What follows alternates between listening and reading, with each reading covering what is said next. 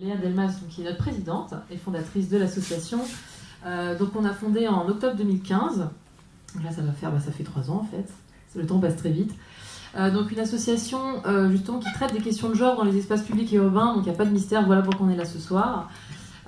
Et typiquement, ce qu'on fait, l'objet de travail, c'est donc la rue, mais aussi toutes les infrastructures publiques, et qui est de questionner finalement le prisme du genre, toutes ces questions et les questions de... Pardon, excusez-moi. Désolée. Oui, donc questionner le genre dans les espaces publics et urbains, et notamment dans des démarches d'empowerment, donc prendre conscience des oppressions qu'on vit, qu'on subit, et pour redevenir actrice, mais aussi acteur, puisqu'on a une démarche inclusive, donc ça prend en compte les femmes, mais toutes les minorités de genre également. Et donc dans des démarches du type, on a des ateliers de travail, on fait pas mal de conférences, là c'est un peu moins rendre acteur, mais comme là ce soir, et on fait des projets de type marche exploratoire, donc avec des municipalités, ou l'INET par exemple, qui est une institution nationale d'études territoriales, donc qui forme les prochains acteurs, les fonctionnaires des administrations territoriales, et qui décident finalement des aménagements et des politiques territoriales de demain. Voilà ce que je peux dire de Féminicité. Par ailleurs, on travaille aussi avec d'autres associations pour faire des parcours dans l'espace public, des marches, des soirées un peu plus festives, mais avec des buts pédagogiques. Voilà ce que je peux en dire. Je ne sais pas, Léa, si tu veux ajouter quelque chose. Je ne sais pas si tu as dit qu'on était une association féministe, parce qu'en fait c'est important dans notre construction. Parce qu'on on peut parler des femmes dans le public sans être féministe. Nous, on a vraiment une vocation à la fois à travailler du coup sur le rapport des femmes à la ville, mais aussi à travailler sur la transformation générale de la société. On observe que le rapport différencié à la ville des femmes et des hommes, il est aussi lié au fait que aujourd'hui, on voit qu'il y a une division genrée du travail, donc il y a des tâches qui sont traditionnellement plutôt attribuées aux femmes ou plutôt attribuées aux hommes, et que c'est ça aussi qui entraîne le rapport différencié à la ville. Donc on ne travaille pas que sur la ville, on travaille vraiment sur globalement les questions féministes, comment on peut faire avancer les droits des femmes, voilà. Je pense que c'est important. Ouais. Ça paraît tellement évident, désolé. Du coup, je passe la parole à Sylvia, avec un Y du coup. Bonsoir, je suis Sylvia Herzer, avec I comme IA, et je représente l'association Old Up. Quel drôle de nom! Ça veut dire Old Up, debout le vieux, et ce soir, debout les vieilles. Ensuite, je suis toute seule. Nous existons depuis 10 ans. Et nous sommes une association créée par de plus si jeunes, mais pas si vieux. Parce que nous considérons qu'il y a une vie après la retraite, et étant donné que nos membres entre 70 et 90 ans et plus, nous pensons qu'il faut réinventer la vieillesse, parce qu'on a 10 ans, 20 ans, 30 ans à vivre, quoi en faire? Et il faut trouver un sens et une utilité pour vraiment vivre des années magnifiques. On a fait notre devoir avec les enfants, les petits-enfants, et maintenant c'est à nous de vivre pleinement. Pour cela, au cœur de notre association, c'est la parole, le groupe de parole et de réflexion, des échanges, pour vraiment prendre conscience, d'abord nous-mêmes, que être vieux ou être vieille, c'est un avantage, parce que jamais on était aussi libre, et on n'est nullement de sous-adultes, on a les mêmes droits et les mêmes devoirs à notre âge, et nous cherchons à faire, surtout auprès de nos membres et ensuite en société, passer cette idée-là, nous sommes vieux, et alors, nous valons quelque chose. Et on va parler de tous les détails plus tard dans la discussion. Autre information, vu que les femmes ont l'avantage de vivre plus longtemps, et surtout comme elles sont plutôt portées vers l'échange verbal, la plus grande partie de nos membres sont des femmes. Et ça change drôlement le point de vue d'être vieille.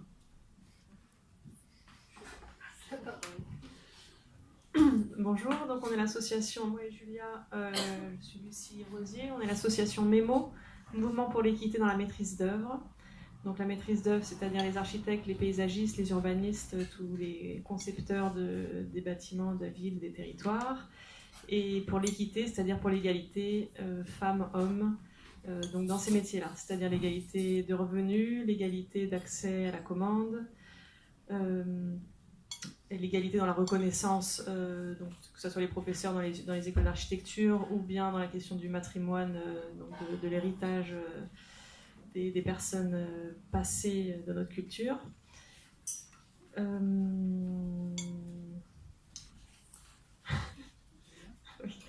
Voilà, donc ça fait 1 an qu'on existe, on est une association à direction collégiale, c'est-à-dire qu'on n'y a pas, on est 8 membres du bureau à égalité.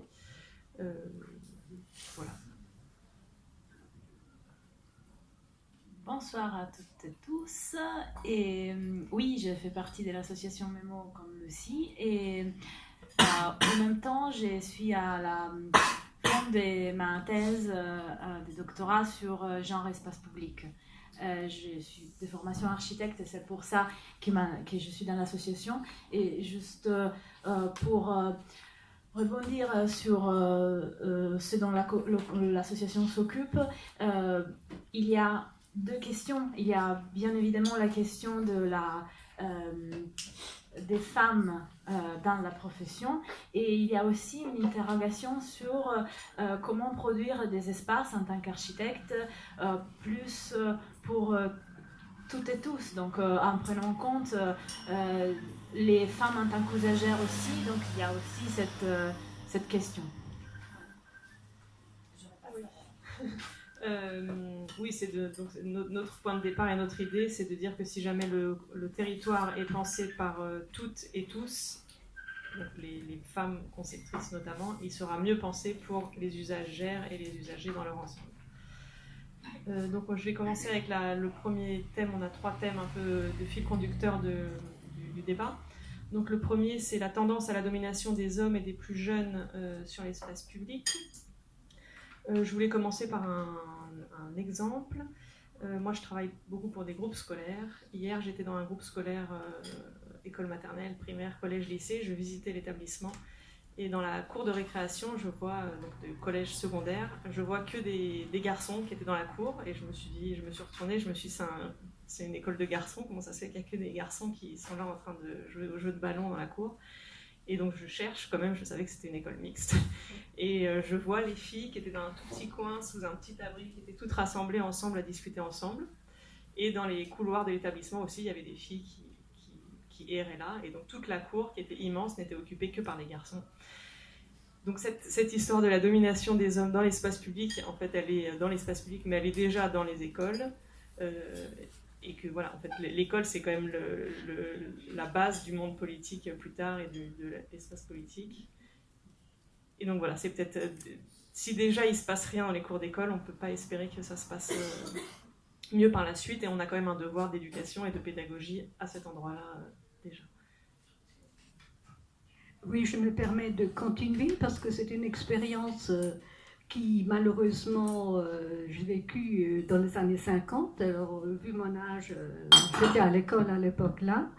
Et venant de l'extérieur, je rejoignais une nouvelle école où, pendant la pause, c'était l'habitude que le garçon chassait les filles.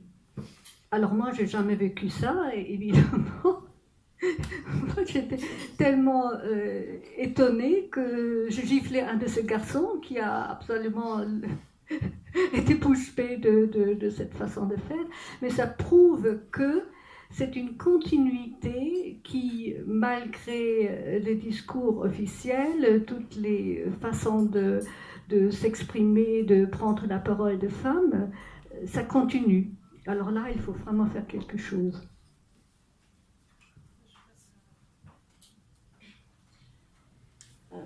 Donc pour rebondir là-dessus, pour nous, sur la question de la domination masculine dans l'espace public, il y a trois principales choses à mettre en avant. Donc la première, c'est ce que je disais tout à l'heure, c'est que finalement, cette domination dans l'espace public, elle vient pas de nulle part et elle découle des inégalités qu'on retrouve dans tout le reste de la société.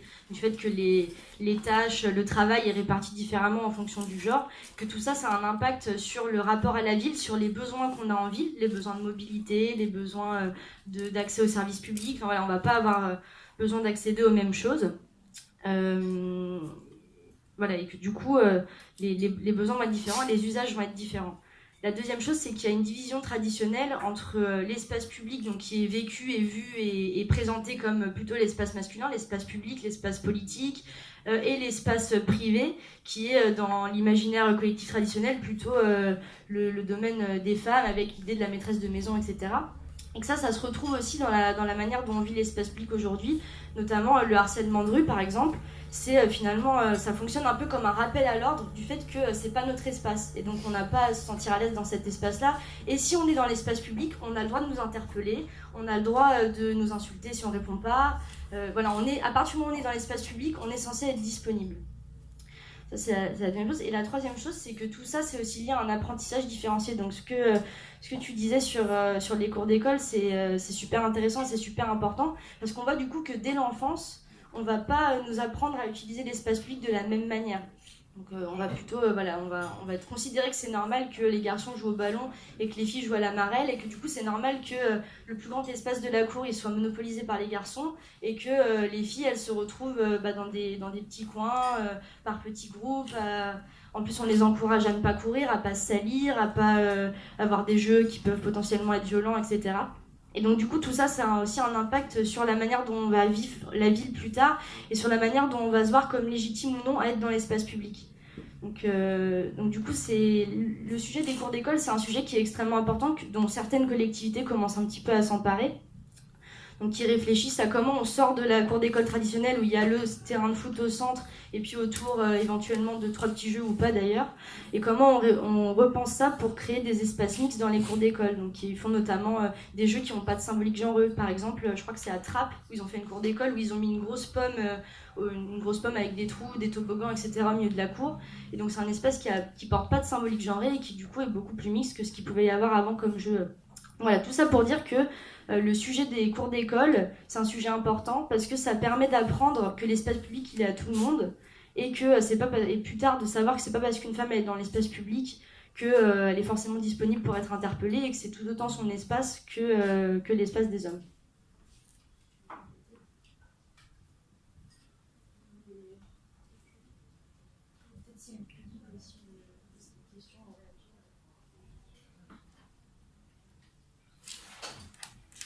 Oui, pour rebondir sur ce que tu dis, avec l'idée que voilà, un homme il peut être dans l'espace public et flâner et traîner et attendre sur un banc et ne rien faire, alors que dans l'imaginaire, une femme qui attend dans l'espace public, c'est qu'elle fait le trottoir, c'est que c'est une prostituée en fait. Juste une considération, effectivement, cette domination masculine dans l'espace public, ça me rappelle le fait que l'espace n'est pas neutre dans la façon dans laquelle on le traverse, on le vit. Et justement hier, toujours avec l'association Mémo, on était dans une école d'architecture à Strasbourg et on a fait plus ou moins ce qu'on fait aujourd'hui, une petite conférence sur les espaces publics, sur la profession des architectes et tout. Et il y avait les étudiants, ce qui était très intéressant, des étudiants d'architecture étaient interpellés par ces sujets. Et ils n'arrêtaient de nous dire mais l'espace public c'est neutre, les garçons ou les filles, s'il y a un stade de foot, ce n'est pas parce que c'est un stade de foot que les filles ne vont pas.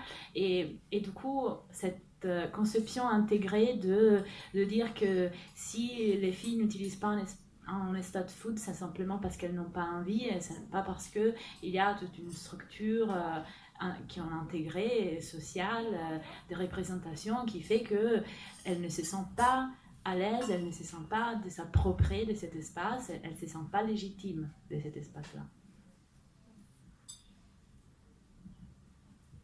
Pour rebondir là-dessus, nous on a fait une intervention, donc Fanny l'a dit récemment à l'INET, aussi à Strasbourg d'ailleurs, donc l'Institut National des Études Territoriales, qui est en fait, c'est un peu comme l'ENA mais pour la fonction publique territoriale, donc c'est ce qui forme les hauts fonctionnaires de l'administration publique territoriale, donc potentiellement des gens qui vont faire de la commande public derrière à des architectes ou à des urbanistes sur des espaces publics, sur des équipements, ou d'ailleurs sur d'autres sujets qui sont pas liés à l'espace public, puisque comme je l'ai dit tout à l'heure, nous on pense que c'est pas une question qui se traite à part et que il faut traiter les questions de la culture, de l'éducation, du sport, etc. pour pouvoir traiter la question de l'accès à l'espace public.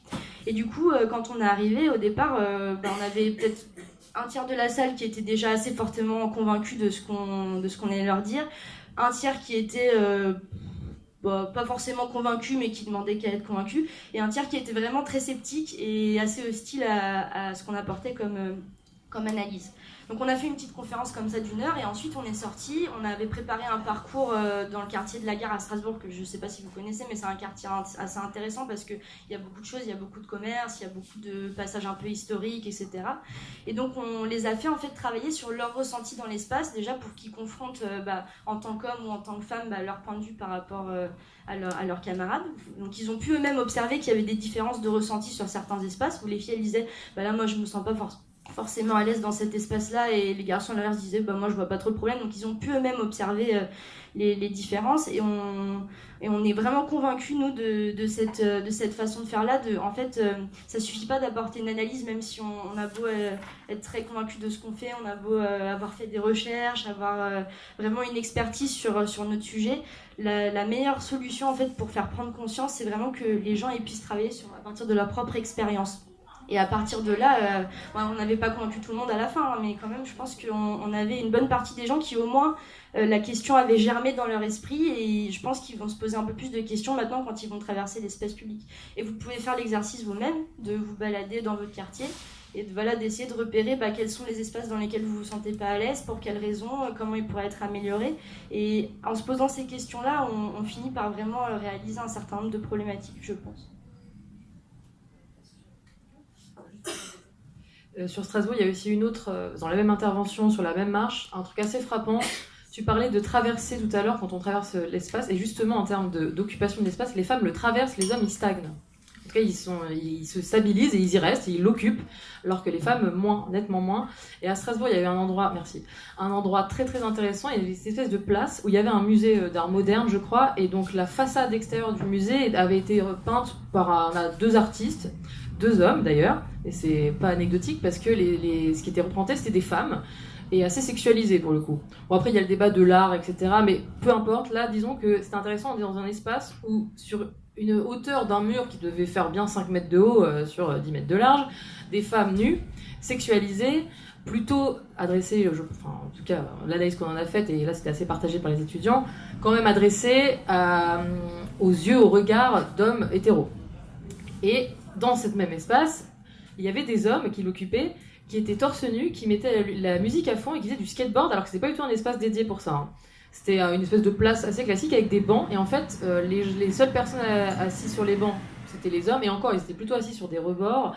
Ils faisaient du skateboard, beaucoup de bruit, la musique était vraiment forte, et en plus de ça, ils étaient torse nu. Alors ça peut paraître peut-être anecdotique, mais pareil, il y a aussi ce côté de je me montre, et je me sens tellement à l'aise que je peux même me déshabiller sur la place publique. Bon, il faisait très beau ce jour-là, pour le coup c'était en juillet, donc c'était agréable. Mais par contre, on a observé que les femmes qui traversaient l'espace, elles le traversaient vraiment, parce qu'il y avait un espèce de petit passage sous un pont, donc après elles partaient de l'autre côté de ce passage. Donc c'était un lieu de traverse, et celles qui restaient un peu, c'était soit parce qu'elles sortaient ou elles allaient au musée, puis ils étaient un peu dehors, et ils étaient en famille. Alors que les hommes, ils étaient entre eux, et la tranche d'âge, ça allait d'une vingtaine d'années ou fin d'adolescence jusqu'à, je dirais, 35 ans. Les femmes qui traversaient avaient tout âge, il y avait peu de jeunes femmes seules, et quand elles traversaient, c'était soit en famille, et elles faisaient que passer sur l'espace. Donc là, c'était vraiment flagrant à ce moment-là, et là, pour le coup, même les sceptiques ne pouvaient pas vraiment dire, non, là, il y a ce truc, c'est se cristalliser dans cet espace-là, et le contraste de la femme objet qui était là, imprimée sur le mur, et les hommes acteurs de l'espace, et qui stagnent, qui l'occupent, il était juste flagrant. Et ça, c'était très puissant en termes de prise de conscience, parce que là, il y a un déclic qui se produit dans la tête, quoi. Voilà.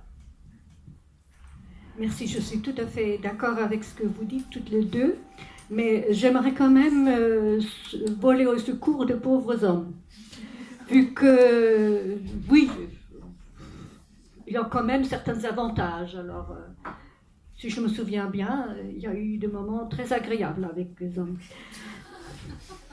Mais le problème est le suivant. L'espace public, c'est justement cet espace de liberté pour l'homme et moins pour la femme. Pourquoi? Parce qu'elle n'ose pas. Elle n'a pas pris conscience de sa puissance. Et je me rappelle très bien, je ne grandis pas en France, et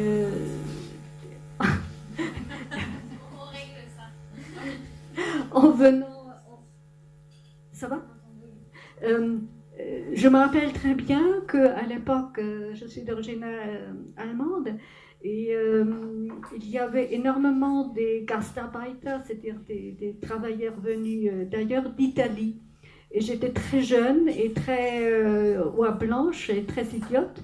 Et ça m'a énormément gênée. Des bons hommes avec des yeux noirs bouclés, avec des yeux de braise. Et parfois, ça sifflait. Alors en Allemagne, c'est impossible, c'est impossible, c'est impossible. Quand je suis venue en France, il y avait quand même certaines copines, on était déjà beaucoup plus âgées, qui regrettaient, avec un certain âge, on ne siffle plus. C'était une perte d'attractivité. Alors il y a toujours les deux côtés de cette histoire-là. Et le problème est vraiment la limite. Jusqu'où un homme peut aller ou ne peut pas aller. Jusqu'où une femme doit céder, où on peut s'imposer parce qu'elle a des capacités. C'est comme nous travaillons avec les vieux et les vieilles. C'est une prise de conscience de notre valeur et de notre puissance. Une femme a des puissances. Il suffit qu'elle sache les appliquer. Une vieille ou un vieux a de puissance. Il suffit qu'il ait le courage de s'imposer. Ça, c'est un à mon avis, des sorties de ce problème-là, parce qu'on ne va pas changer d'un jour au lendemain la façon dont agissent les hommes et les femmes, mais plus les femmes, comment dirais-je, se défendent et même... se défendent physiquement, mieux ça va.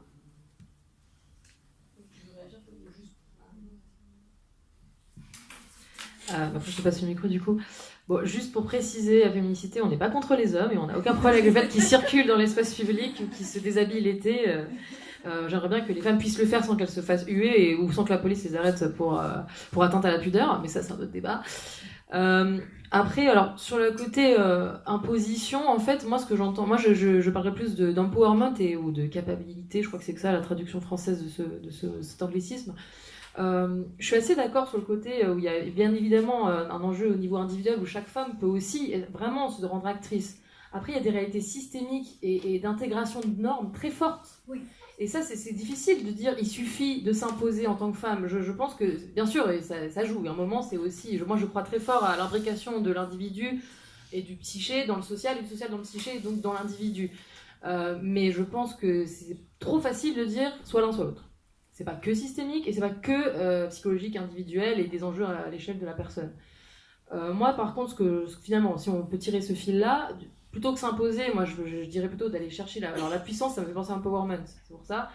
Je pense qu'il y a des outils dans le militantisme féministe. Moi je pense tout de suite à la non-mixité en fait, pour justement, je prends l'exemple là, qui me vient sur les infrastructures de skateboard. Dans Paris, mais on a ailleurs, il y a des EDK ailleurs, où on remarque, donc c'est ouvert à tous, c'est dans l'espace public, n'importe qui a une planche de skateboard peut aller faire du skateboard sur la rampe, il n'y a pas de problème. Mais dans les faits, quand on observe, et des gens l'ont fait, c'est surtout des garçons, et d'ailleurs quand des filles y sont, en fait elles sont très vite délégitimées par les garçons. On parle d'adolescents à peu près là, ou de jeunes hommes vis-à-vis d'adolescentes ou de jeunes femmes qui, en fait, même si c'est pas conscient, d'ailleurs ça doit être beaucoup inconscient, ils ont intégré eux-mêmes que l'espace public c'est plutôt le leur et que les filles quelque part, il y a des choses qui sont pas faites pour elles et donc elles sont pas être là.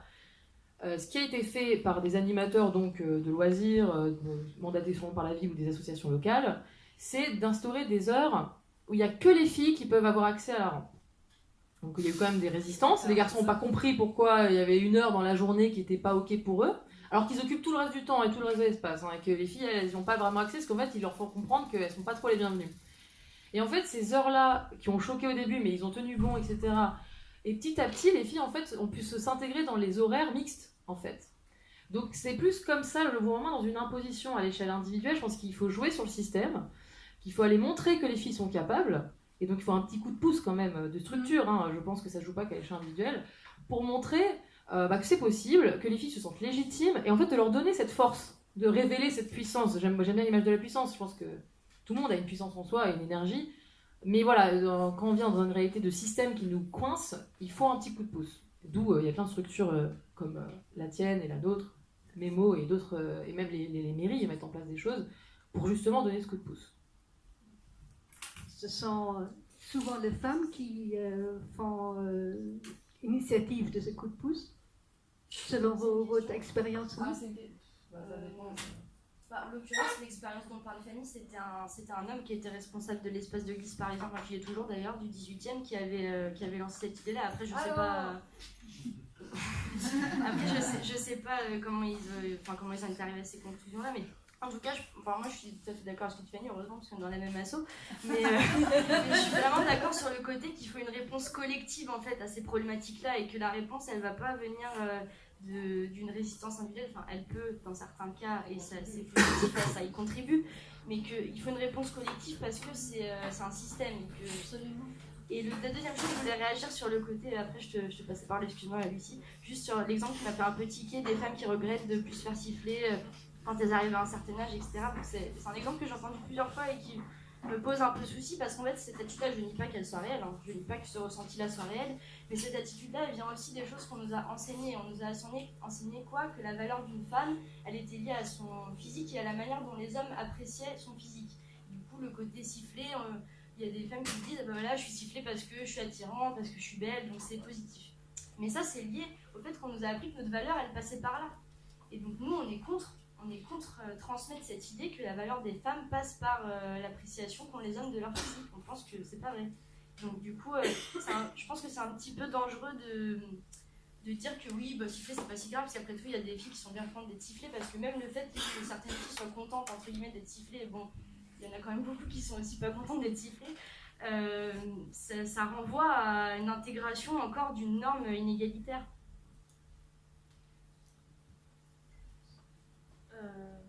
Je voulais rebondir, c'était sur la question de l'individuel ou du collectif. C'est vrai qu'aussi, donc voilà, qui est-ce qui fait la ville et qui c'est qui la commande. Donc c'est les commanditaires, c'est les maires, c'est les élus, c'est tout ça qui sont donc majoritairement masculins. Donc ça, on peut quand même espérer qu'avec les lois sur la parité et tout ça, le fait qu'il y ait plus de commanditaires féminins et que ça soit mixte, ça fait que les problématiques d'occupation des femmes dans l'espace public, elles soient mieux prises en compte. Mais il y a aussi énormément d'acteurs privés qui font la ville, qui font les équipements, qui font tout ça. Et cela, en général, c'est quand même beaucoup moins mixte que dans les commanditaires publics. Et tous les concepteurs, donc les urbanistes, les architectes et tout ça, c'est ceux qui font les équipements et la ville et tout ça, c'est essentiellement des femmes. Des hommes, pardon.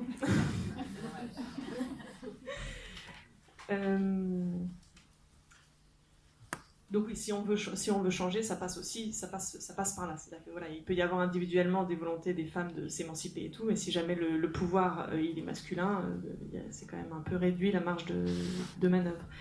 Et aussi par rapport à ce qu'on disait avant sur la légitimité d'être dans l'espace public, donc déjà qui s'enseigne dans les cours d'école que les femmes ne sont pas légitimes à faire du bruit, à être au milieu de l'espace et à prendre toute la place. Et par rapport à ce que tu disais donc de cette fresque d'une femme dénudée, on pense aussi que voilà, dans l'espace public il y a énormément de publicité sexiste, donc avec des femmes dénudées et tout ça, et donc ça véhicule quand même l'idée que l'espace public il est fait pour des hommes hétérosexuels et que la femme elle peut être là, mais que c'est pas vraiment sa place. Et je voulais aussi juste dire un autre point par rapport à cette légitimité des femmes dans l'espace public. Les noms de rue et les noms d'espace public sont essentiellement des noms masculins, donc les femmes ne sont pas majoritaires dans l'héritage et dans le patrimoine mais elles existent quand même, et elles sont sous-représentées donc, dans les noms de rue par rapport à leur existence réelle dans l'histoire. Donc par exemple en France, 2% des noms de rue sont des noms de femmes, à Paris 5%. Et donc ça participe aussi de la légitimité des femmes à être dans l'espace public. Si jamais elles voient que des noms d'hommes, toutes les rues, les places sont des noms d'hommes, il n'y a que des publicités de femmes nues. Voilà. Même avec de l'empowerment et même avec l'idée de je veux être là, tout laisse à penser que la place de la femme, c'est pas d'être... Et 5% à Paris, parce que dans les dernières 10 années, il y a eu Anne Hidalgo qui s'est vraiment occupée de ça, et qu'on est passé de 44 noms de rue attribués aux femmes en 2011 à 200. Donc c'est quand même c'est assez récent les 5%, sinon c'est vraiment 2% et ça se voit. Et oui, et donc justement par rapport à la dimension symbolique de la représentation dans la ville, c'est assez important et aussi essayer de changer ça. Et moi je voulais raconter aussi l'expérience qu'on a fait hier à Strasbourg, parce que s'est passé plein de choses hier à Strasbourg. Il se passe plein de choses, évidemment.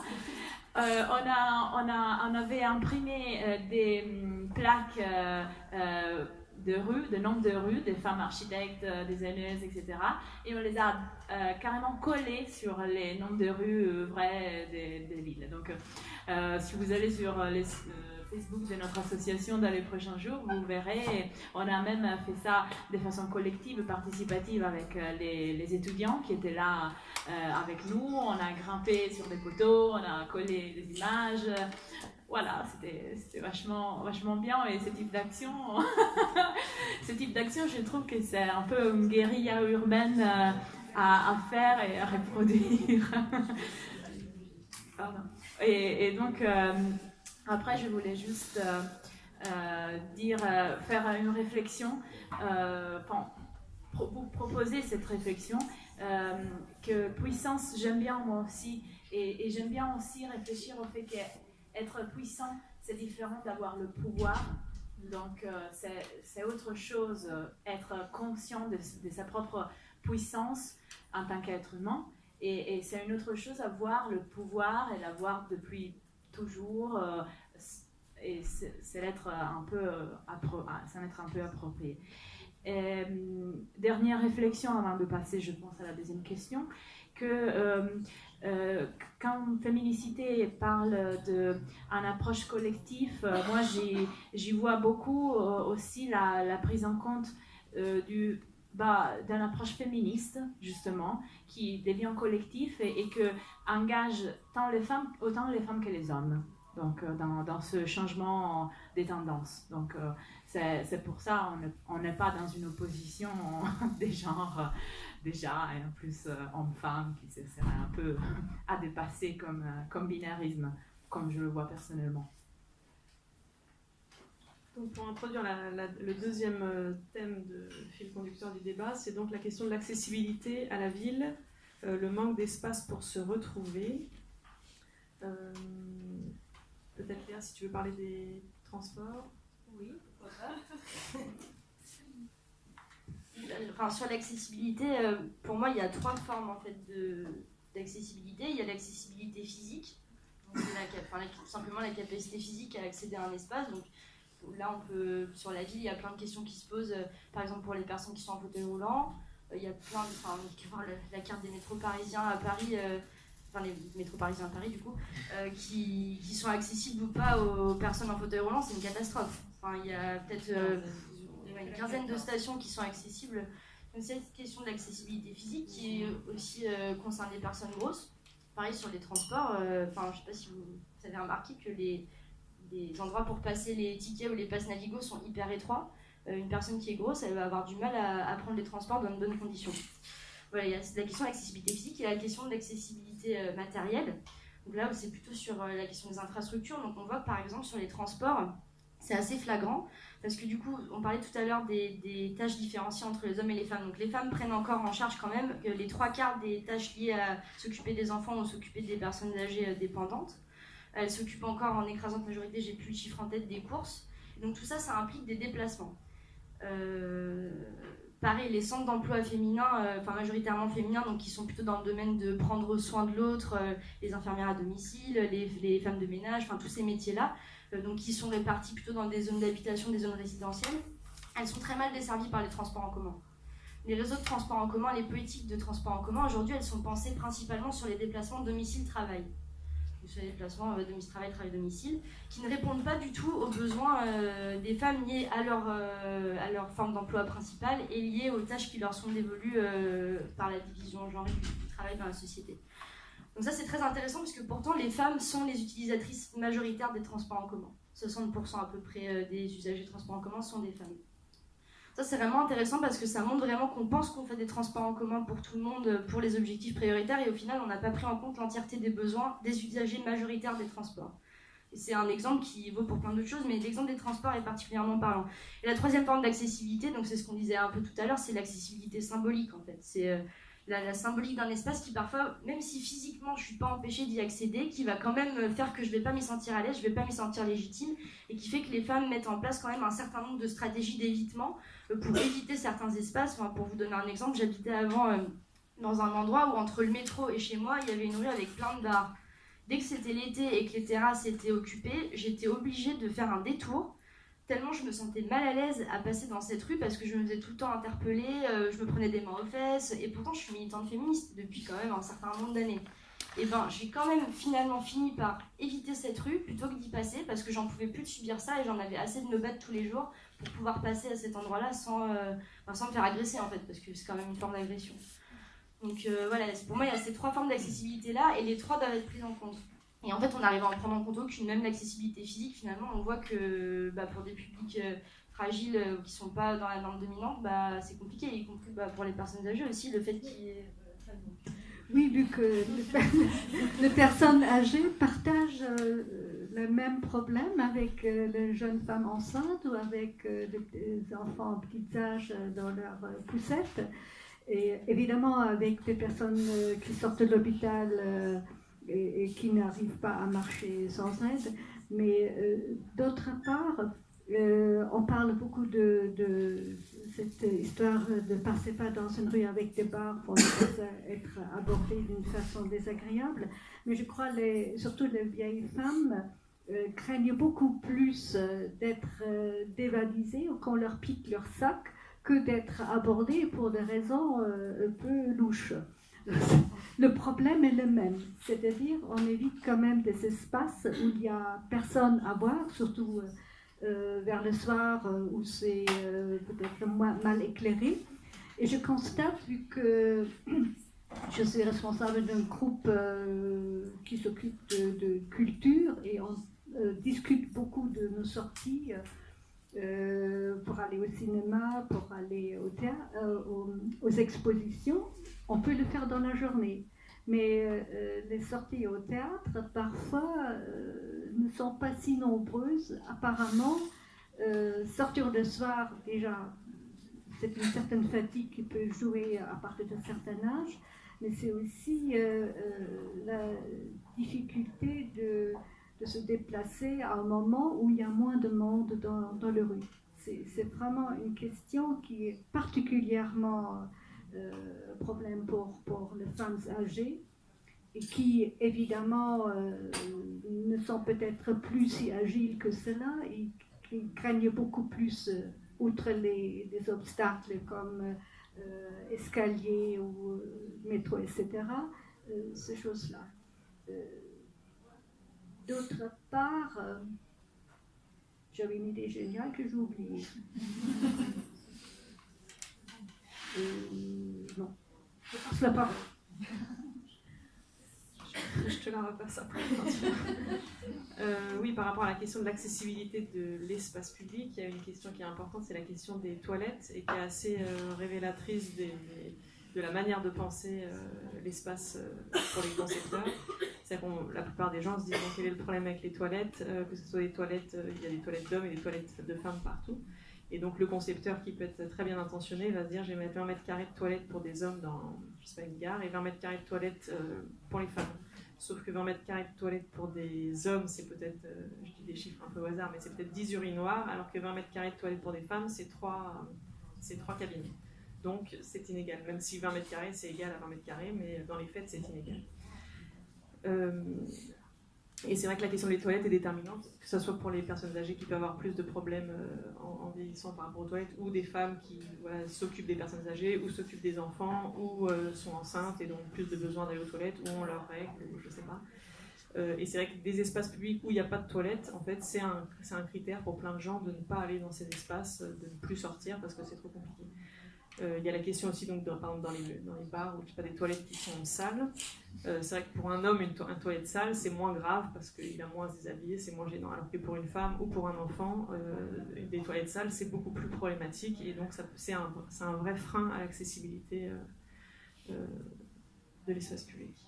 Et on voit aussi dans d'autres, je sais pas, dans les quartiers de Paris où il y a tous les urinoirs, par exemple, qui sont mis en place. On peut se poser la question comment ça se fait qu'on met des urinoirs. C'est-à-dire qu'on s'est dit, tiens, il faut que les hommes ne pissent plus par terre, il faut leur faire des toilettes adaptées, mais ils ne se sont pas dit, les femmes, en fait, elles font quoi dans cette histoire, quoi. Donc c'est l'idée que voilà, l'espace public appartient aux hommes. Donc voilà, pour la question de l'accessibilité, il y a vraiment quelque chose à faire avec les toilettes.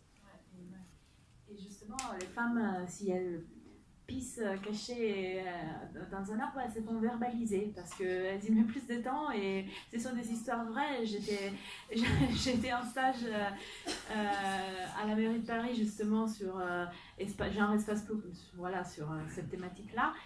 Et dans les services à égalité, intégration, inclusion. Et là, arrivaient des mails des utilisatrices des espaces publics, justement parce que on sait, la mairie de Paris, je ne sais pas si vous êtes au courant, mais a produit en 2016 ce guide référentiel genre espace public. Et maintenant, aussi avec mon aide, ils vont faire une autre publication sur des fiches pratiques, disons des actions qui ont été faites sur genre espace public. Et ben oui, ils arrivent des mails comme ça que les femmes, non seulement elles n'ont pas des toilettes, elles n'ont pas suffisamment des toilettes, mais les agents de service vont verbaliser, ce qui est complètement correct d'un point de vue légal, mais c'est quand même quelque chose sur lequel c'est questionné d'un point de vue social. Et aussi, il y a des choses qui se passent sur ce sujet positivement, dans le sens que il y a des projets, il y a des écoles, aussi des écoles d'architecture qui commencent à être interpellées à faire de la conception sur les toilettes publiques. C'est tout nouveau, mais c'est intéressant. Les toilettes, ça me fait penser à une anecdote qu'un ami qui est aussi adhérent chez nous, qui a travaillé pour la mairie du 18e, je crois, m'a raconté récemment. Bon, déjà, il y a le truc social, effectivement, de si les filles, des filles qui sont obligées d'aller uriner à l'extérieur, ça veut déjà dire qu'il n'y a pas l'infrastructure nécessaire ou qu'elle n'est pas assez propre, etc. Et donc, du coup, elles sont verbalisées alors que c'est systémique le fait qu'elles soient en train d'uriner à l'extérieur. Donc, il y a vraiment c'est vraiment le système qui se mord la queue, quoi, qui s'auto-alimente. Et alors, l'anecdote à laquelle je pense, c'était justement qui illustre parfaitement la non prise en compte du besoin de l'usager, enfin de l'usagère en l'occurrence. Donc il y avait une espèce de stade dans un parc où pour le coup la garçon et les filles pouvaient jouer ensemble, donc ça c'était chouette, sauf qu'il n'y avait pas de toilette. Donc les garçons, ils pouvaient aller faire pipi contre un arbre, etc. Et les filles, en fait, allaient se cacher, avaient trouvé un spot de buisson, allaient se cacher, sauf qu'en fait, des hommes un peu pervers avaient repéré ce spot et en fait se cachaient et les observaient. Un jour, ils se sont rendus compte, etc. Donc il y a eu une requête auprès de la mairie, blablabla, en disant bon, il faut mettre des toilettes en place. Ils ont mis des toilettes en place, ils ont mis que des urinoirs. Non, mais là, je pense que ça illustre parfaitement le problème. Mais c'est-à-dire que les mecs à la mairie, ils ont reçu une requête, oulala, il faut des toilettes parce que là, du coup, ils n'ont pas dû avoir toute l'histoire parce qu'ils ont manqué un pan du truc. Et ils se sont dit, allez, on débourse, on a une subvention de 5000 balles, on va vous faire des super beaux urinoirs à côté du stade. Mais en fait, parce que dans leur tête, ils se sont dit stade égale garçon, urinoir. Et ils se sont pas du tout penchés sur le vrai besoin. Et là, on touche du doigt la problématique, et d'où l'importance de former les gens qui vont aller travailler, qui vont être les commanditaires de demain. Et bon, cette anecdote, j'étais vraiment, j'en riais un peu nerveusement, mais c'est tellement illustratif de la problématique, quoi. Voilà, je voulais juste vous partager ça. Merci.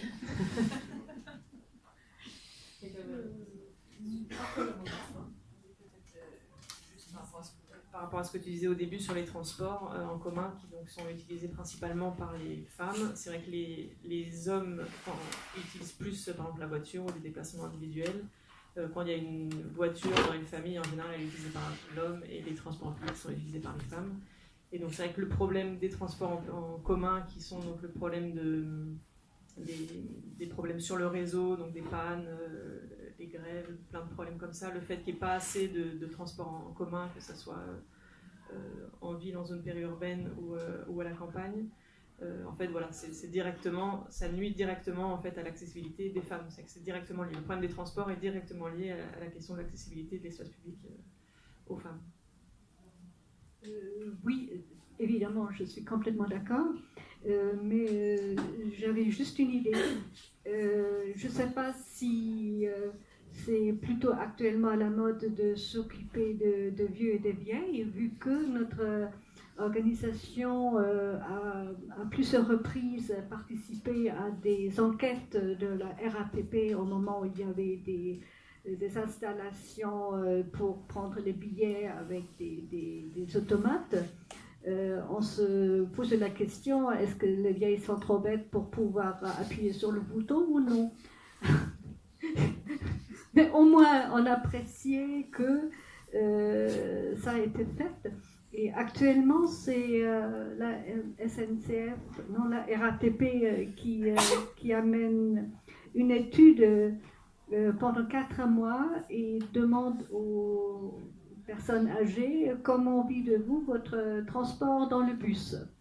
C'est-à-dire, apparemment, ça commence quand même à être perçu qu'il y a des personnes qui ont besoin peut-être d'autre chose que le jeune mâle dominant qui n'a pas de problème de se déplacer. Alors, il y a quand même de petits débuts peut-être de réflexion auprès des mairies ou auprès de certains organismes. Espérons que ça sera également le cas pour le problème des femmes, parce que à propos des toilettes, j'ai mon parcours, j'ai ma carte du Louvre, j'ai le BHV, voilà, donc j'ai mon petit circuit en ville en cas où. Est-ce que quelqu'un va encore dire quelque chose sur l'accessibilité ? Bah, moi, je pense juste, alors je ne sais pas si c'est pour les responsants sur ce débat, mais peut-être accessibilité, nous on parle aussi beaucoup de l'accessibilité aux infrastructures, aux services en fait, publics, et où là aussi il y a un traitement inégal vis-à-vis entre hommes et femmes, et d'ailleurs on peut même inclure aussi entre jeunes et personnes âgées, parce que j'ai pensé à plusieurs choses qui ont été dites, parce que finalement, bon, il y a les femmes, puis les femmes âgées, effectivement il y a une différence de perception, et il y a notamment un processus de réinfantilisation. Et j'ai parfois vu, alors après je ne vais pas parler à ta place qui a l'expérience, mais j'ai parfois vu dans des services du type la Sécu, ce genre de choses, où une personne perçue comme âgée peut être très vite traitée différemment que moi. Moi, on va me parler normalement, ou à une personne âgée, il y a des gens en tout cas qui vont leur parler de manière un peu infantilisante. Bon, du coup, je pensais à ça, et aussi sur l'exemple le plus flagrant d'inégalité d'accueil, d'accessibilité à un service. Je pense tout de suite à des femmes qui iraient déposer plainte pour agression ou viol dans un poste de police, où là, on n'est pas du tout... déjà égaux, et puis surtout il y a vraiment un manque de formation là, du personnel, des fonctionnaires de police en fait, mais ça vaut partout, parce que ça vaut dans plein d'autres structures où être une femme sur certaines choses on n'est pas légitime de s'exprimer, où encore aujourd'hui hein, on peut bander finalement se tourner vers un homme si on est en couple pour certaines questions. Alors j'allais dire la banque, je pense que c'est plutôt le cas, mais j'avais encore l'expérience même à la banque, bah voilà, comme quoi, même toi, bah tu vois. Alors moi je me rappelle plus quelle structure c'était, mais j'avais un couple d'amis où ils me disaient qu'en fait l'interlocuteur, donc professionnel qu'ils avaient en face, n'arrêtait pas de systématiquement s'adresser à l'homme du couple, même quand la femme s'exprimait. Et ça c'était il y a 1 an, en 2017. Hein. Alors je sais plus, je pense pas que c'était la banque, mais ça devait être un truc dans le genre. Donc je sais pas, ils voulaient investir ensemble, ils avaient une rose de patrimoine, je sais pas. Mais alors systématiquement, l'interlocuteur se remettait à s'adresser à l'homme, mais même quand la femme parlait. Et donc voilà, c'est vraiment cette inégalité, parce qu'il y a toutes ces normes, cette perception que c'est pas le rôle du genre féminin, et donc la responsabilité incombe à l'homme, etc. Donc on va s'adresser à lui, et donc là il y a ce processus d'infantilisation qui en fait existe déjà dans toute notre vie de femme, et qui doit être accentué, je pense, je suis pas une experte du sujet, mais je pense quand les femmes deviennent âgées. Ou effectivement tout à l'heure, je reprends ton exemple des femmes qui ne se font plus siffler à un certain âge. En fait, il y a une date de péremption sur notre sex appeal. C'est un peu ça l'histoire, hein, concrètement. Parce qu'on est un objet sexuel. C'est aussi ça l'histoire, à la base. Et donc, en fait, et du coup, là, c'est comme si nous, les femmes, on avait un moment de notre vie où on sort de l'enfance, on est sexualisé, on devient un objet sexuel, donc on devient une femme, on n'est plus une fille. Et puis à une autre période de vie, où on va redevenir, pas une fille, mais une vieille femme, mais en fait, la façon dont les gens s'adressent aux femmes âgées, ça peut être très vite infantilisant. Et on est pour le coup très désexualisé. D'ailleurs, il y a beaucoup de gens qui sont... Enfin, moi, je vois, quand j'en discute avec même des amis, qui n'imaginent pas que leurs grands-parents puissent avoir une vie sexuelle. Alors moi, j'espère qu'ils ont des vies sexuelles, et puis je pense que les personnes âgées ont des vies sexuelles. Enfin, je suis sûre même. Mais c'est déjà intéressant de se dire que dans la tête même de femmes, hein, à un certain âge, il n'y a plus de sexe. Parce que de toute façon, on peut plus, quoi. On n'est plus attirante, on n'est plus ceci, cela. Et c'est moins le cas pour des hommes qui, à 70 ans, peuvent sortir avec des jeunes femmes sexy, etc., où ça choque moins, alors qu'une femme âgée avec un jeune homme, c'est une cougar. Donc toutes ces représentations-là, j'ai un peu dérivé du sujet de l'activité, parce qu'à la base c'est l'infrastructure, mais je rebondissais sur ça parce que c'est vraiment intéressant, cette date de péremption.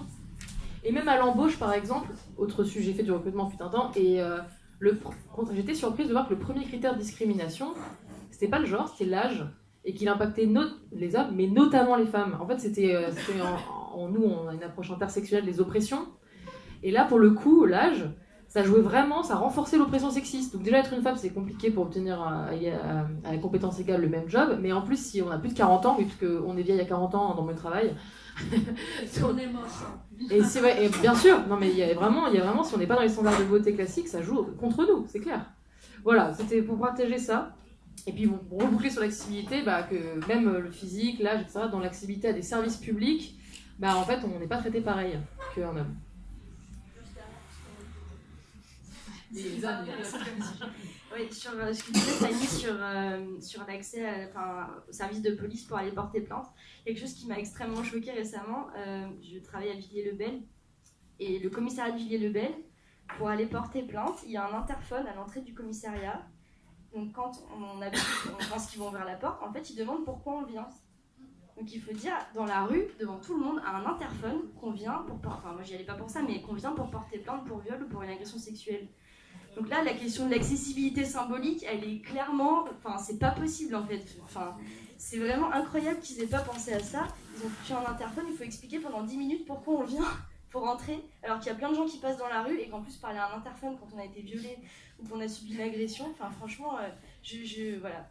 Et donc, quand moi j'y suis allée, je portais plainte pour un vol, je lui ai fait la remarque au policier qui était en face de moi, mais il m'a complètement envoyé balader en disant que c'était pas son souci et que lui, il devait gérer le flux et que c'était pas son problème. Voilà, il y a vraiment une question de formation très forte à avoir sur ces sujets-là, et c'est pour ça que la sensibilisation elle est extrêmement importante, parce que pour avoir des réactions comme ça, il faut vraiment avoir aucune conscience du projet.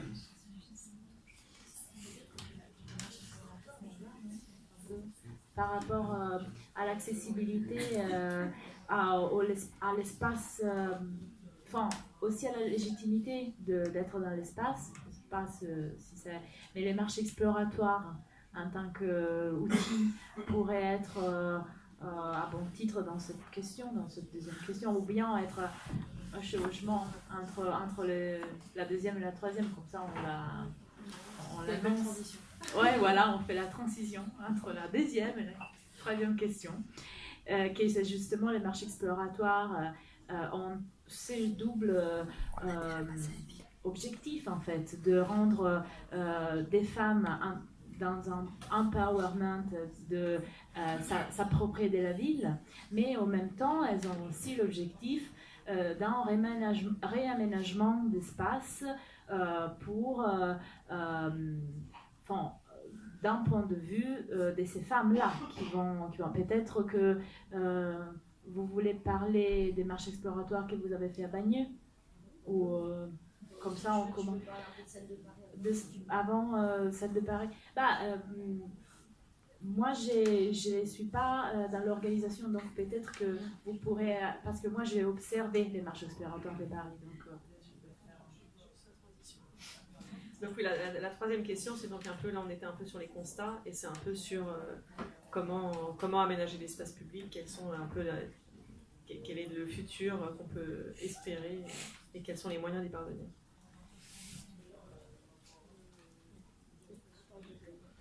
Ok. Effectivement, alors du coup on a parlé tout à l'heure d'empowerment, d'essayer de redevenir actrice finalement, et de s'approprier, c'est bien ça l'enjeu. Voilà, alors, et donc finalement c'est là où à l'échelle individuelle aussi chacune peut agir, parce qu'on leur propose un outil, un cadre dans lequel chacune en l'occurrence, parce que là on va parler d'une marche exploratoire non mixte et féminine, peut personnellement libérer sa puissance individuelle, mais dans un cadre collectif et un outil réfléchi pour répondre à des besoins qui ne sont pas adressés aujourd'hui dans le système. Donc nous travaillons avec la municipalité de Bagneux et on a un dispositif qui est étalé depuis janvier dernier jusqu'à la fin de l'année là, de 3 marches exploratoires avec des ateliers entre chaque, pour justement qu'un groupe de femmes sur un quartier très ciblé puisse prendre conscience de leur place dans cet espace-là, quand elles y circulent, quand elles l'occupent, est-ce qu'elles l'occupent d'ailleurs, ce genre de choses. Petite question, est-ce que marche exploratoire, ça parle à tout le monde dans la salle? C'est un peu barbare comme concept. Vous levez la main, les gens qui ne voient pas ce que c'est du tout. Donc, je vais faire du coup une petite explication. Alors, une marche exploratoire. En gros, donc c'est un outil, il y a une méthodologie qui a été développée, alors je crois au Québec, donc là tu sauras peut-être mieux comment expliquer, il y a quelques années maintenant de ça, c'est arrivé un peu plus tardivement en Europe. L'idée c'est de rassembler un groupe d'usagers ou d'usagères, donc nous en l'occurrence quand on est sur les questions de genre dans l'espace, forcément on a choisi la non-mixité pour le coup, pour libérer la parole, etc., pour des besoins pédagogiques, et donc on vise des usagères, et on axe les marches exploratoires sur le genre, mais en fait il peut y en avoir sur d'autres choses, finalement. Mais en gros, c'est de se concentrer sur prendre les personnes qui utilisent, qui sont usagères et usagers de l'espace public, de l'espace, et de les faire circuler dans cet espace, mais en leur donnant une espèce de grille qui les oriente vers des questions à se poser. Seul à quoi on pense jamais quand on est dehors, parce qu'on est tellement habitué à notre espace, notre quartier, qu'on circule et voilà. Mais là, voilà, il y a ce travail de prise de hauteur, prise de recul, mais en partant du vécu, on croit très fort à ça d'un point de vue pédagogique, en partant de l'expérience des gens, de ce qu'ils vivent en circulant. Et donc, à la fin, il y a une synthèse avec les habitants, habitantes, et puis on essaie de faire émerger des choses, ce qui permet de poser des constats, comme là on l'a fait dans le débat, et ensuite d'aller vers des pistes d'amélioration, mais réfléchies, co-construites avec les usagers et usagères. Et donc là, souvent, typiquement nous, Bagneux, c'est la mairie qui nous le demande, donc souvent il y a quand même une commande faite par un acteur de la ville pour on espère, mettre en œuvre certaines solutions et améliorer du coup l'usage qu'ont les personnes qui circulent dans ces espaces. Est-ce que c'est plus clair pour tout le monde qu'est une marche exploratoire? Ok. Donc à Bagneux, on fait ça. On en a fait 3, une le matin, une l'après-midi, une le soir, pour avoir la nuit et donc l'éclairage public. Voilà, et à différentes saisons du coup, parce que ça s'est étalé, donc hiver, été, avec du coup des vêtements différents, etc. Entre chaque, on a fait des ateliers pour justement capitaliser sur ce qui a été dit. Et après, pour vous faire un peu la grille, la grille ça reprend les thématiques qu'on a déjà abordées là, c'est-à-dire l'occupation, la circulation, l'accessibilité, mais aussi tout ce qui va être la signalisation, l'éclairage, et tout ça finalement, c'est quel ressenti à travers ça. Qu'est-ce que je ressens, qu'est-ce que je vois, qu'est-ce que j'entends, qu'est-ce que je sens. Et donc, c'est ces questions-là qu'on leur fait se poser systématiquement en faisant ce parcours. Donc c'est sur un quartier très ciblé, assez restreint, mais en vrai chaque marche a duré bien 2 heures, parce qu'en fait on s'arrête vachement longtemps pour observer, se poser des questions. Il y a des prises de conscience en direct qui sont très intéressantes. Et donc ce genre d'outil permet à terme de faire, déjà pour elles, les habitantes, de prendre conscience qu'être une femme, il y a plein de choses qui avant elles trouvaient ça normal, et en fait elles se sont dit oui mais en fait c'est pas du tout normal, et surtout c'est parce que je suis une femme. Donc ça il faut faire émerger. Typiquement, elles ont quand même constaté que dans le quartier où ils étaient, il n'y a que des hommes qui sont dans l'espace aussi, par exemple, comme à Strasbourg, on a retrouvé les mêmes symptômes, que les femmes le traversent, ce genre de choses, que le soir, la marche exploratoire, on l'a fait récemment la nuit, le ressenti qu'elles ont, c'est quand même de ne pas être du tout à l'aise, et quand on croise un groupe d'hommes, spontanément, ce que certaines disent, c'est oulala, faut qu'on se resserre les unes les autres, il y a déjà une stratégie d'évitement ou de protection qui se met en œuvre. Et donc à terme, l'idée ce sera de faire émerger des pistes de solutions. Typiquement, pour le quartier en question, ça manque clairement d'éclairage à certains endroits. Il y a carrément des petites avenues, des petites ruelles derrière les bâtiments, entre les bâtiments qui n'ont pas d'éclairage du tout. Donc en fait, il y a des espaces entiers qui sont on va circuler la nuit sans se sentir dans le noir et du coup potentiellement en danger. Et donc on espère que la mairie de Bagneux après pourra mettre en œuvre certaines choses qui vont émerger. Mais il y a eu plein de choses aussi sur les aires de jeu. Pourquoi les aires de jeu, ça intéresse les femmes? Parce qu'on a dit tout à l'heure que voilà, ce sont surtout elles qui s'occupent des enfants. Donc il y a une vraie question de laisser les enfants en bas, aller dans les structures de jeu. Est-ce que ces structures-là, elles sont pas trop dangereuses? Est-ce qu'elles sont protégées? À la vue des parents, est-ce que les parents ont des bancs pour s'asseoir aussi? Ce genre de choses. Et puis tous les lieux de convivialité, etc. Donc voilà, typiquement c'est un outil, là on a mixé cet outil, cette méthode avec la non-mixité pour libérer la parole, Et donc ça fait partie des démarches possibles pour faire émerger des pistes de solutions sur ces questions d'usage des espaces publics et urbains par les femmes. Juste pour compléter sur ce que dit Fanny, dans les ateliers qu'on a fait, enfin qu'on a prévus parce qu'il nous en reste encore à faire puisque la restitution c'est le 1er décembre, il y a aussi des ateliers, en fait c'est elles qui vont faire la restitution, c'est pas nous. Nous on n'a pas une posture d'expert dans, cet outil-là, nous on a vraiment une posture d'accompagner, de donner, aider à construire la grille d'analyse, aider à construire les outils. Et par contre la restitution devant les élus et devant les autres personnes du quartier, c'est elles qui vont la faire. Et du coup, on a aussi prévu des ateliers de prise de parole en public pour qu'elles soient à l'aise, pour les aider à construire aussi le support. Ça peut être une expo photo, ça peut être, on ne sait pas encore trop ce qu'on va faire. Et en tout cas, ce qui est important là-dedans, c'est de se dire qu'une fois que la marche exploratoire elle est finie, une fois que nous on a fini notre travail et qu'on ne va plus aller à Bagneux, le processus ne sera pas fini. Parce que du coup, ce groupe d'habitantes-là, elle va avoir des outils, elle va avoir appris à parler en public, donc à être à l'aise pour éventuellement interpeller des élus, etc. Et du coup, le but, c'est vraiment qu'elle puisse continuer ce travail-là derrière sans que nous, on soit présents. Donc c'est vraiment cet objectif-là. Ouais. Moi, je veux bien porter ma réflexion par rapport aussi aux marches exploratoires que j'ai pu observer à la mairie de Paris. Et aussi à d'autres marches exploratoires qui ne sont pas portées par des administrations, parce que par exemple il y a aussi Women Ability, si je me rappelle bien, qui a fait des marches exploratoires un peu partout dans le monde aussi. Enfin, ils sont partis de l'Europe, mais ils sont allés en Amérique du Sud, en Afrique, en Inde, etc. Et il y a un beau vidéo de toutes ces marches aussi en ligne sur leur site si jamais ça vous intéresse.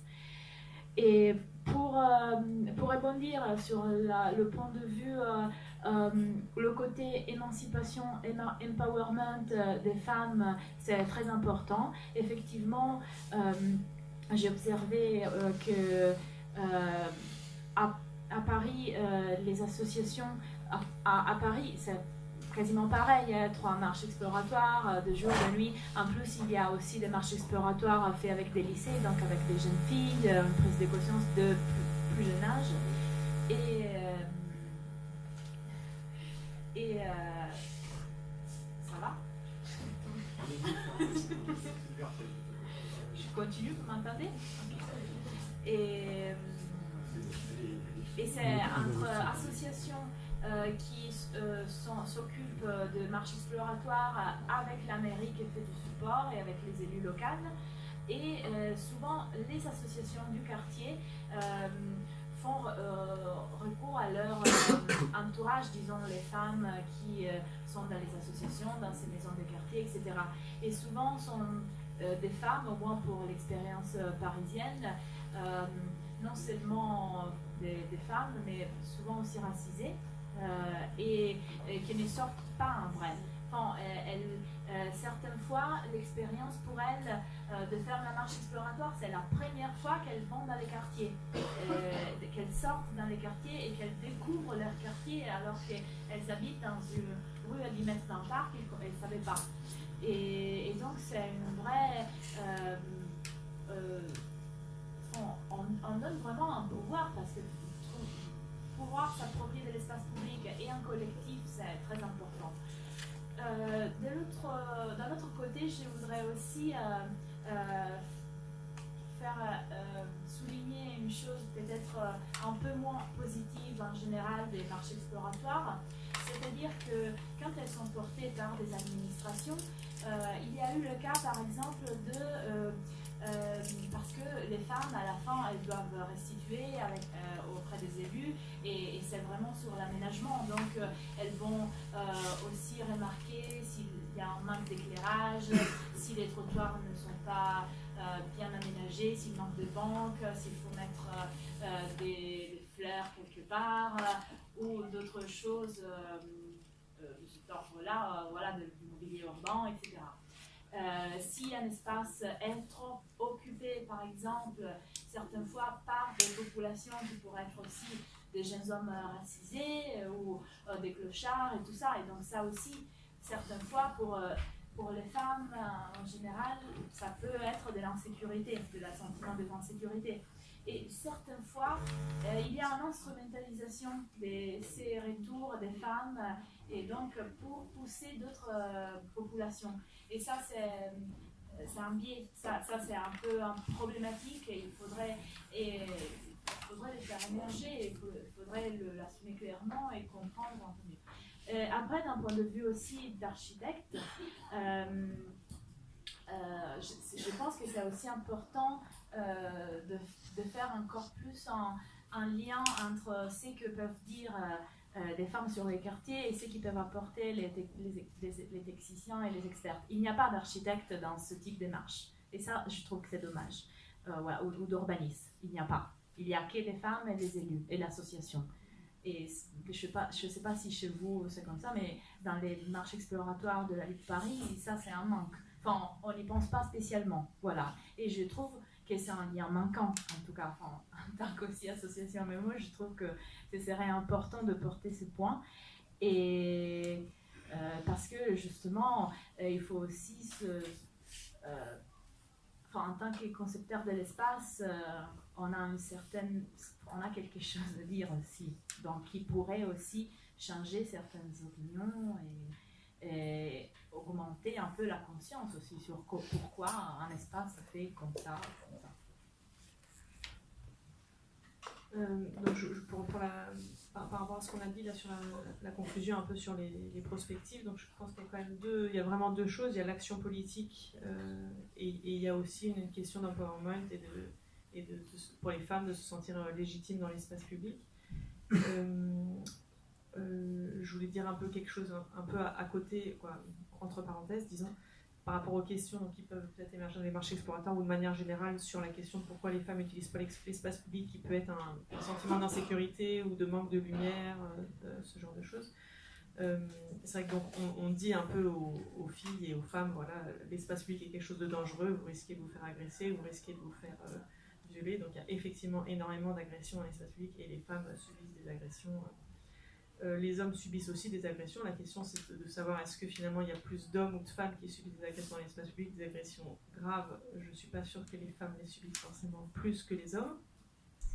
Et que les agressions graves qui conduisent à la mort ou ce genre de choses, pour les femmes, sont plus dans l'espace privé que dans l'espace public. Pour les femmes, l'espace privé est plus dangereux pour leur sécurité et leur intégrité physique que l'espace public. Donc il y a aussi quelque chose un peu de l'idéologie et du fantasme qui est véhiculé par la société, que l'espace public est dangereux pour les femmes et qui fait aussi que du coup les femmes, quand elles ne voient pas de lumière, elles se sentent en sécurité. Il y a une part de fantasme. Après, il y a des choses réelles, mais voilà. Je ne sais pas si quelqu'un veut dire quelque chose à ce sujet. Et après, peut-être on laisse la parole à la salle. Juste pour revenir là-dessus, on revient à ce qu'on disait sur l'apprentissage différencié. C'est relié au fait qu'on a appris justement aux femmes que l'espace public était dangereux pour elles et du coup ça entraîne tout un tas de choses. Juste sur les concepteurs d'espace public, je pense que effectivement c'est super important que les concepteurs d'espace public se saisissent de ces questions-là et c'est pas forcément facile parce que ça oblige à se montrer créatif sur des sujets sur lesquels on n'a pas forcément l'habitude d'aller et ça nécessite en fait du temps. Ça nécessite du temps et le problème c'est qu'aujourd'hui dans une société, enfin moi je travaille aussi en tant que commanditaire mais je travaille aussi en tant que concepteur d'espace public où en fait il faut aller très vite.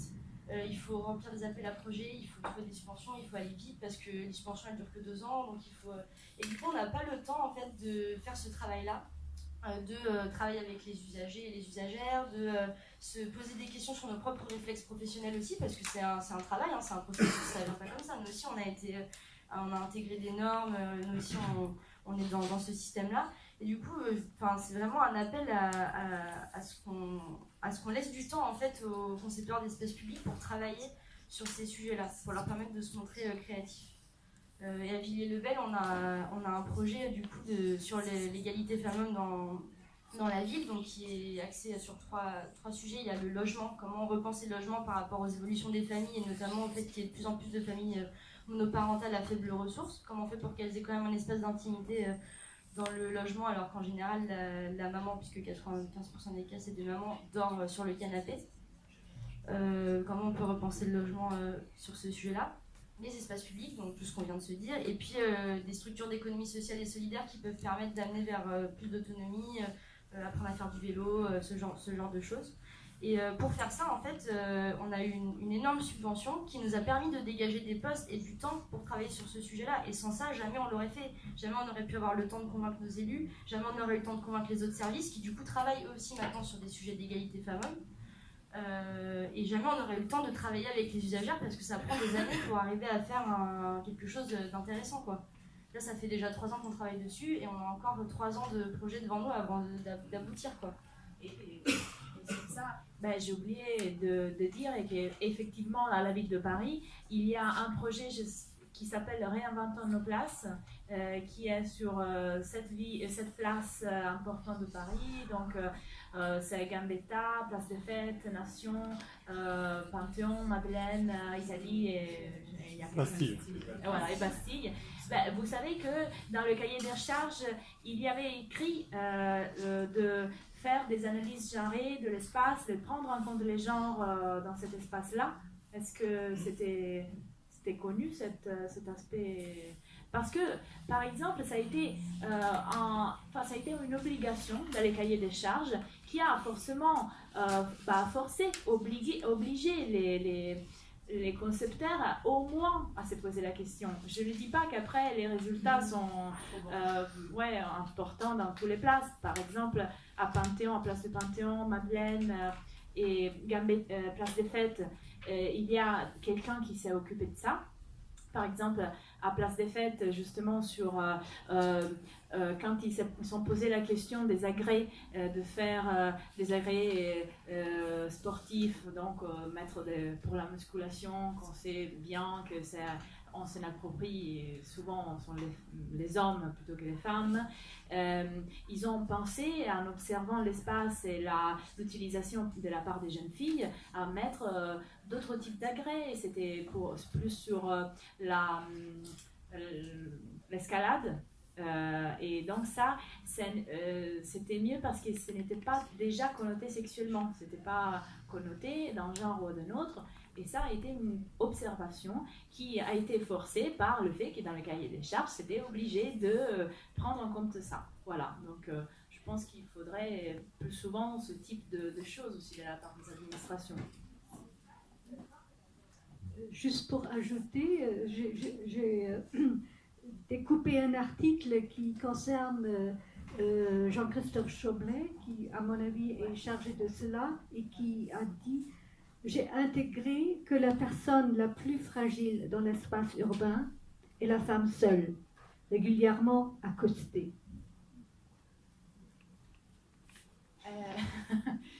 Oui, bon, c'est triste de devoir se voir attribuer cette image des personnes la plus fragiles dans l'espace public, mais apparemment c'est une imaginaire.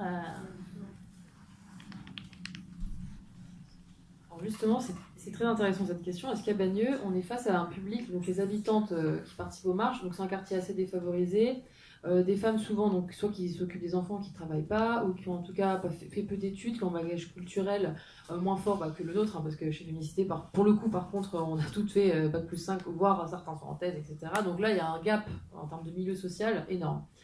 Et donc justement, ce côté victime, il y en a il y a des femmes qui le rejettent vraiment. Et elles sont prêtes d'ailleurs à parfois nous contredire ou essayer de nous dire qu'on affabule un petit peu avec notre histoire de patriarcat là. Mais en fait, parce que quelque part, on leur renvoie une image de victime tout le temps. Elles sont fatiguées de ça, mais on l'est toutes, hein, je pense. Et c'est ça qui est horrible avec ce système, c'est qu'on est effectivement victime du système, et en même temps, devoir se dire victime sans cesse, en fait, on alimente aussi le truc, quoi. On donne du lot au moulin. Et donc, on en revient sur cette histoire d'empowerment et de puissance. C'est là où, effectivement, chacune, et après chacun pour les autres types d'oppressions, parce que voilà, il n'y a pas que les femmes qui subissent des oppressions systémiques, pour le coup, et notamment aussi liées au patriarcat, il n'y a pas que les femmes. Mais il y a vraiment cet enjeu donc, du système. En prendre conscience, c'est un premier pas, parce que c'est que si on en prend collectivement conscience et qu'on voit les choses, qu'après, individuellement, on peut commencer à libérer son pouvoir, son potentiel, et aller dire, bon, bah, maintenant, il y a des trucs qu'avant je faisais, je vais essayer d'arrêter, ou je vais interpeller les gens, ou je vais questionner certaines choses, ou certaines pratiques d'autres personnes, etc. Mais en tout cas, effectivement, cet imaginaire, on sent qu'il est en train de bouger. Hein. Il y a beaucoup de mouvements, là, récemment... je vois MeToo qui a été le plus gros récemment, mais il n'y a pas que ça. Ça fait 10 ans quand même que ça bouge pas mal. il y a des choses qui sont remises en cause. Et effectivement, mais d'ailleurs, c'est un peu, je pense, ce qui cristallise. J'ai écouté Elisabeth Lévy récemment, là, qui avait été invitée aux assises du féminisme organisées par notre ministre du coup, des droits des femmes, là, qui disait beaucoup, alors désolé, mais pour moi, beaucoup de conneries. Mais en même temps, quelque part, après, je me suis dit, bon, elle dit pas ça voilà, c'est une femme aussi, elle a forcément vécu tout ça. Après, elle vient d'un milieu un peu plus aisé où, quelque part, elle est partiellement protégée, avec des gros guillemets, on va dire, par sa condition sociale, mais vraiment, je mets des gros guillemets, hein, pas caricaturer, c'est plus nuancé que ça. Mais je pense vraiment que, quelque part, dans son discours, quand je l'entendais, je me disais, mais en fait, je pense qu'elle est très fatiguée de ce côté victime. Et que ça la pousse à dire des choses, parfois presque à nier ce statut-là, et à dire que les femmes aiment ça, on revient sur aimer être sifflé ou pas, etc. Et c'est très insidieux parce que le système, il joue exactement sur ça. Sur à la fois, vous voulez pas être des victimes, mais en même temps, vous vous payez tout le temps d'être des victimes, faut savoir. Il nous renvoie à ça, à cette contradiction tout le temps, et où nous, on est dans un cercle, dans une spirale, et c'est très difficile d'en sortir, même d'un point de vue intellectuel, en fait. Et ça permet aux personnes qui dominent, et au système dominant, de nous maintenir dans cette image-là. Et je pense qu'il y a un vrai travail, mais qui est en train de se faire, puisque ça bouge là, on le sent en ce moment, mais je pense qu'il y a une clé là-dedans, dans cet imaginaire de victime. À la fois, il faut s'en extirper, mais en même temps, on l'est de fait. On est victime d'oppression. Donc, il ne s'agit pas de le nier, mais il s'agit de retourner le stigmate et d'en faire une force. Alors, est-ce qu'il y a des questions? Merci. Oui.